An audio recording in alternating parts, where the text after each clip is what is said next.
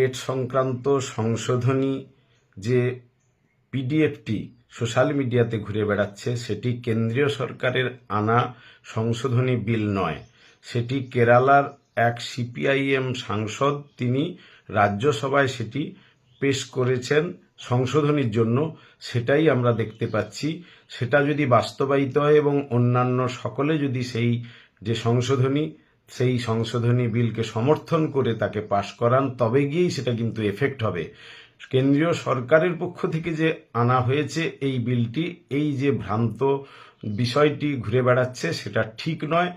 আমরা প্রত্যেকেই দাবি করছি যে কেন্দ্রীয় সরকার সংশোধনী বিল আনুক, বা এই যে বিলটি উত্থাপিত হয়েছে রাজ্যসভায় তাকে কার্যকরী করার জন্য যথোপযুক্ত উদ্যোগ গ্রহণ করুক, তবে গিয়েই কিন্তু বাস্তবে সমাধান হবে। না হলে এই যে আমরা খসড়া যে বিলটি দেখতে পাচ্ছি এটা যদি বাস্তবায়িত না হয় তাহলে কিন্তু তার কার্যকারিতা নেই। সেজন্য শিক্ষক সমাজ সোচ্চার হন, কেন্দ্রীয় সরকারের কাছে দাবি তুলুন যাতে এই বিলটি পাশ হয় এবং ভারতবর্ষের লক্ষ লক্ষ শিক্ষককে যেভাবে অন্যায়ভাবে তাদের উপর টেট চাপিয়ে দিয়ে চাকরি রক্ষার যে জায়গাটা আনা হয়েছে তা যাতে প্রত্যাহার করা হয়, রেট্রোস্পেক্টিভ এফেক্ট যাতে কোনোভাবে না হয়, সেই বিষয়টিতে সোচ্চার হন এবং কেন্দ্রীয় সরকার বাস্তবে তারা এই দাবি মেনে নিয়ে এই সমস্যার সমাধান করুক। এ দাবিতে সোচ্চার হন সবাই।